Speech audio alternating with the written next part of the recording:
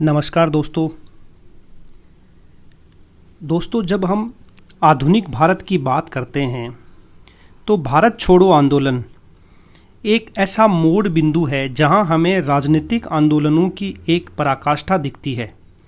भारत छोड़ो आंदोलन के बाद लगातार हुए संवैधानिक गतिरोधों के लिए दूर करने के लिए जो समझौते और उनकी अंतिम परिणति भारतीय स्वतंत्रता में होती है। तो भारत छोड़ो आंदोलन हमारे राष्ट्रीय आंदोलन के इतिहास में एक महत्वपूर्ण निर्णायक मोड़ बिंदु है। जब हम भारत छोड़ो आंदोलन की बात करते हैं तो इस वीडियो के अंदर हम क्विट इंडिया मूवमेंट की पृष्ठभूमि को देखेंगे। सबसे पहले इस पृष्ठभूमि के अंदर जैसे कि द्वितीय विश्व युद्ध 1939 में प्रारंभ होता है, कांग्रेस और मुस्लिम लीग की उसके प्रति क्या रणनीति है, अगस्त प्रस्ताव, क्रिप्स मिशन और इन सारी पृष्ठभूमियों के असफल होने जाने के बाद किस प्रकार से आंदोलन की गतिविधियां रूप लेती हैं, क्या घटनाएं होती हैं, आंदोलन का स्वरूप किस प्रकार का है और उस आंदोलन का विश्लेषण हम देखेंगे कि क्या उसका परिणाम है। आगे चलते हैं। आंदोलन की पृष्ठभूमि को हम थोड़ा सा पीछे से देखने का प्रयास करते हैं। द्वितीय विश्व युद्ध दोस्तों 1 सितंबर 1939 को जर्मनी ने पोलैंड पर आक्रमण करने के साथ ही द्वितीय विश्व युद्ध प्रारंभ हो गया।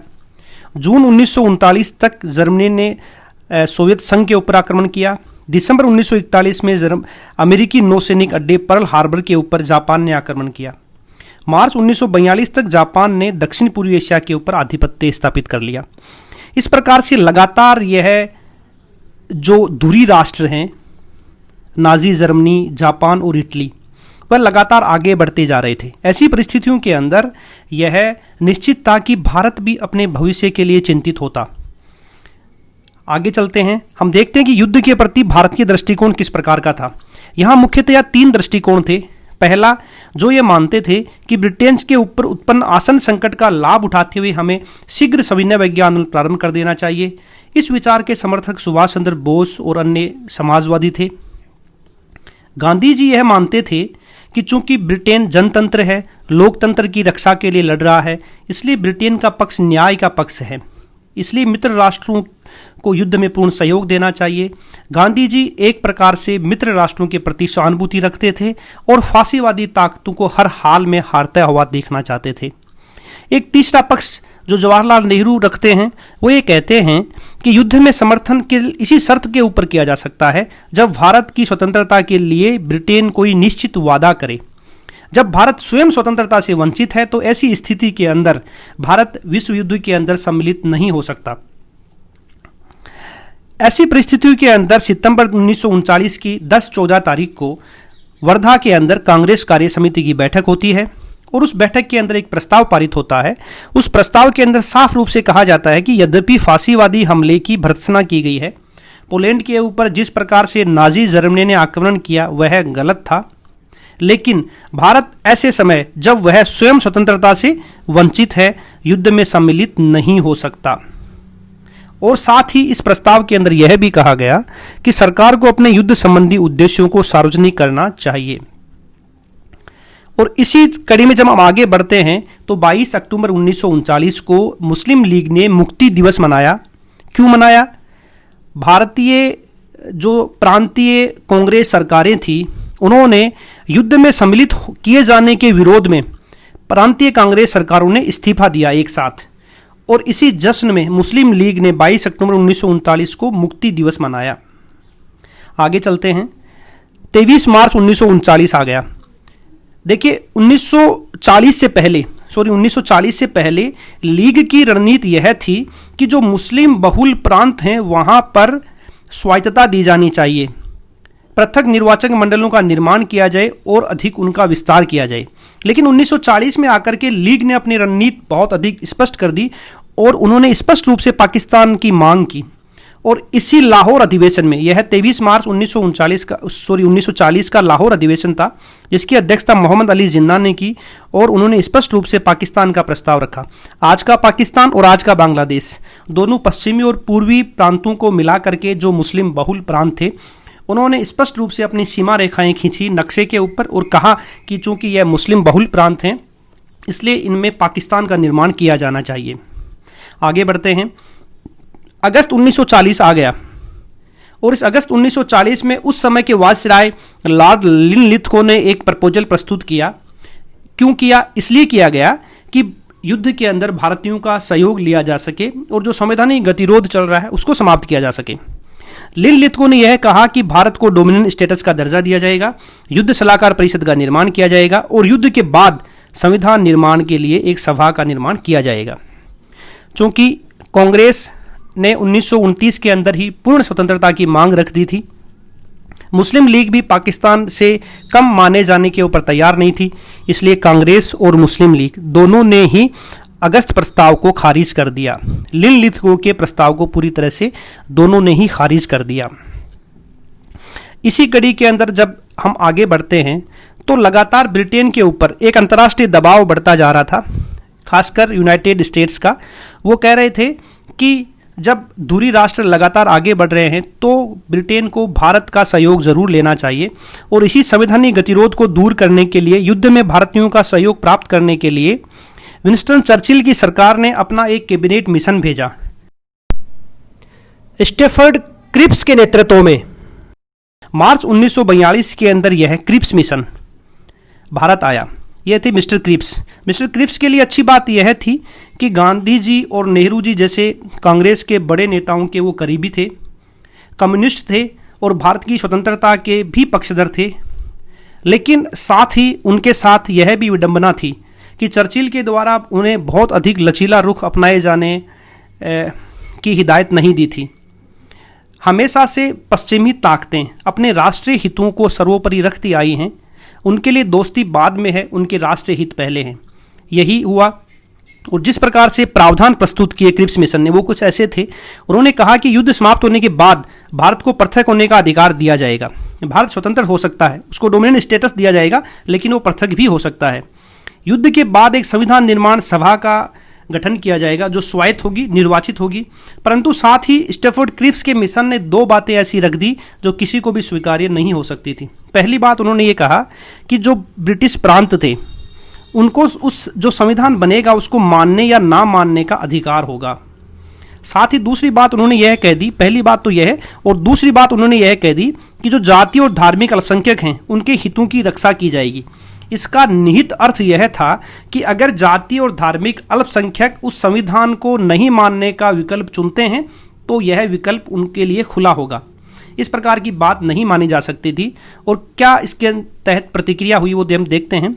भारतीय प्रतिक्रिया के अंदर महात्मा गांधी ने यह कहा कि यह क्रिप्स मिशन के जो प्रस्ताव है वह दिवालिया बैंक का पोस्ट डेटेड चेक है। दिवालिया बैंक कौन? ब्रिटेन। और पोस्ट डेटेड चेक क्या कि जब स्वतंत्रता के बाद के ही सारे प्रावधान हैं तो यह पोस्ट डेटेड चेक है। जवाहरलाल नेहरू ने भी कुछ इसी प्रकार की प्रतिक्रिया दी। उन्होंने कहा कि क्रिप्स मिशन देश को कई भागों में विभाजित करने का आधार है। जिस प्रकार से ब्रिटिश प्रांतों को संविधान को माने जाने या ना माने जाने का विकल्प दिया गया है, जाति और धर्म अल्पसंख्यकों के हितों की कुछ छुपी हुई बात कही गई है, तो इससे भारत के कई टुकड़े हो सकते हैं। मुस्लिम लीग चूंकि पाकिस्तान से नीचे किसी भी प्रस्ताव को मानने के लिए तैयारी नहीं थी तो उन्होंने पाकिस्तान निर्माण का वादा नहीं होने के कारण इसको अस्वीकार कर दिया। आगे चलते हैं। ऐसी परिस्थितियों के अंदर दोस्तों 1942 आ जाता है, अगस्त 1942। कांग्रेस के शीर्ष नेतृत्व ने यह महसूस किया कि देश के अंदर इस प्रकार की भावनाएं उभार ले रही हैं कि उन्हें एक आंदोलन का स्वरूप दिया जाना चाहिए। युद्ध में भारत को सम्मिलित करने के विरोध में हमें हमारी बात रखनी चाहिए और एक तीव्र और विशाल व्यापक आंदोलन खड़ा किया जाना चाहिए। और इसी दृष्टिकोण से बंबई के ग्वालियर टैंक मैदान में 8 अगस्त 1942 को कांग्रेस कार्य समिति ने एक भारत छोड़ो प्रस्ताव पारित किया। मौलाना आज़ाद की अध्यक्षता में कांग्रेस द्वारा भारत छोड़ो एवं अगस्त क्रांति का प्रस्ताव पारित किया गया। आंदोलन की रूपरेखा क्या थी? हम देखते हैं कि गांधी जी के नेतृत्व में व्यापक जन आंदोलन चलाए जाने का निर्णय लिया गया। इसके आंदोलन के हथियार थे सविनय अवज्ञा। स्कूल, कॉलेज, कार्यालय और संवैधानिक संस्थाओं का व्यापक और निश्चित रूप से बहिष्कार किया जाएगा। विदेशी वस्तुओं एवं शराब की दुकानों पर धरने का कार्यक्रम था। शांतिपूर्ण प्रदर्शन और हड़ताल किए जाएंगे, लगानबंदी की जाएगी। तो इस प्रकार से हम देखते हैं कि यह पूर्व के असहयोग आंदोलन और सविनय अवज्ञा आंदोलन का और अधिक विस्तारित रूप था। गांधी जी के आह्वान को मैं आपको याद दिलाना चाहूंगा कि किस प्रकार से गांधी जी अपने पूर्ववर्ती वर्षों में किन सिद्धांतों को लेकर के चलते हैं और उन सिद्धांतों से बहुत अधिक आगे बढ़ कर के वो अपनी बात कहते हैं।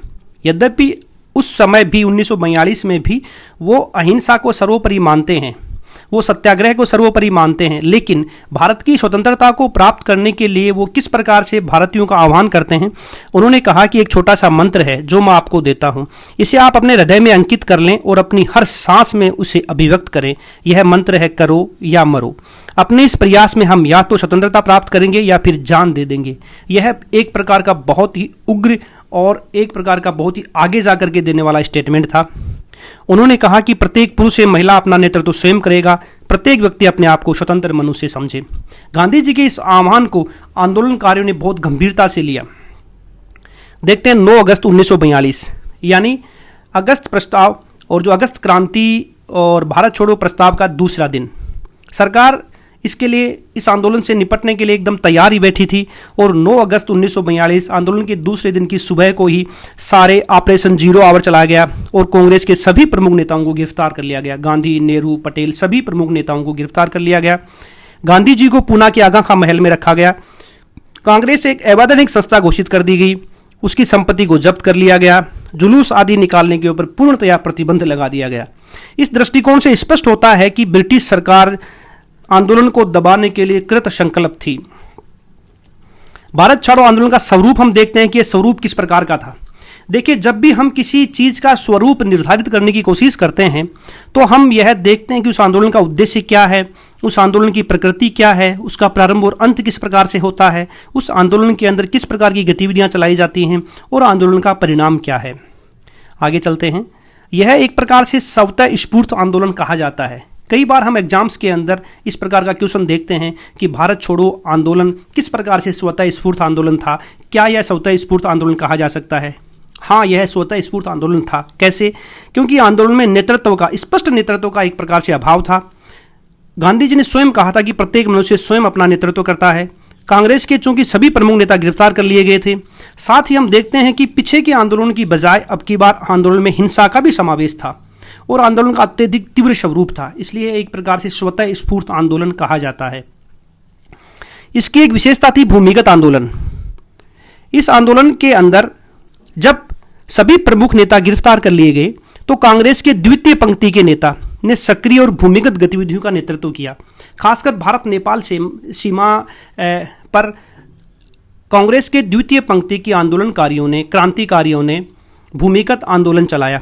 राम मनोहर लोहिया, जयप्रकाश नारायण, अरुणा आसफ अली, उषा मेहता, बिजू पटनायक, अच्युत पटवर्धन, सुचेता कृपलानी, आरपी गोयनका, छोटू भाई पुराणिक जैसे नेता इस भूमिगत आंदोलन के प्रमुख नेतृत्वकर्ता थे। एक खास बात यहाँ पर थी कि कांग्रेस रेडियो की स्थापना की गई और उषा मेहता इसकी उद्घोषिका थी, जिन्होंने लंबे समय तक इसका संचालन किया। आंदोलन की गतिविधियां और आंदोलनकारियों को प्रेरित करने के लिए, प्रोत्साहित करने के लिए कांग्रेस रेडियो की बहुत अच्छी भूमिका थी। हम आगे देखते हैं कि इस आंदोलन की एक खास विशेषता थी समानांतर सरकारें। इन समानांतर सरकारों का मतलब यह है कि कुछ खास क्षेत्रों के अंदर ब्रिटिश शासन व्यवस्था को भंग किया गया, नष्ट किया गया और वहां के स्थानीय क्रांतिकारियों के हाथों में शासन व्यवस्था आ गई। यह कहाँ हुआ? जैसे कि सतारा महाराष्ट्र, तामलुक बंगाल, तालचर उड़ीसा, आजमगढ़, बलिया, गाजीपुर, मुंगेर और मुजफ्फरपुर जो पूरी उत्तर प्रदेश और बिहार के क्षेत्र हैं। इन क्षेत्रों के अंदर समानांतर सरकारों की स्थापना की गई। पूरी की पूरी ब्रिटिश शासन व्यवस्था, न्याय व्यवस्था, शिक्षा, स्वास्थ्य जैसी व्यवस्थाओं को प्रतिस्थापित करके स्थानीय आंदोलनकारियों द्वारा ब्रिटिश शासन व्यवस्था की समाप्ति कर दी गई। हम आगे चलते हैं। आंदोलन की समाप्ति किस प्रकार से होती है? मित्रों, अत्यधिक सरकारी दमन इसका सबसे बड़ा कारण था, क्योंकि हमने पहले देखा है कि 9 अगस्त को ही प्रमुख नेताओं को गिरफ्तार कर लिया गया, पूरी तरह से उनका सरकारी दमन किया गया, बहुत अधिक प्रतिबंध लगा दिए गए, यहां तक कि हवाई बमबारी भी की गई। ब्रिटिश सरकार ने अपनी विशाल सैन्य शक्ति का इस्तेमाल किया और 1944 तक संपूर्ण आंदोलन को पूरी तरह से समाप्त कर दिया गया। अब हम देखते हैं कि इस आंदोलन का मूल्यांकन किस प्रकार से किया जा सकता है। क्या यह आंदोलन सफल था, क्या यह असफल था? इसके बारे में स्पष्ट रूप से हम क्या मत निर्धारित कर सकते हैं। देखिए, अगर हम सीधे सीधे अगर देखें तो भारत के राष्ट्रीय आंदोलन का कोई भी राजनीतिक आंदोलन अपने तात्कालिक उद्देश्यों में सफल नहीं था। चाहे वह असहयोग आंदोलन हो, सविनय अवज्ञा आंदोलन हो, भारत छोड़ो आंदोलन हो, चाहे वह 1857 की क्रांति ही क्यों ना हो, उन आंदोलनों का उद्देश्य जो तथाकथित उद्देश्य था वह सफल नहीं था, लेकिन केवल इस आधार के ऊपर हम उन आंदोलनों को असफल करार नहीं दे सकते। हम अपने शुरुआती स्टेटमेंट में लिखेंगे कि यद्यपि आंदोलन अपने तात्कालिक उद्देश्य को प्राप्त करने में असफल रहा, लेकिन इस आंदोलन ने राष्ट्रीय आंदोलन के सामाजिक और भौगोलिक आधार का अत्यधिक विस्तार किया।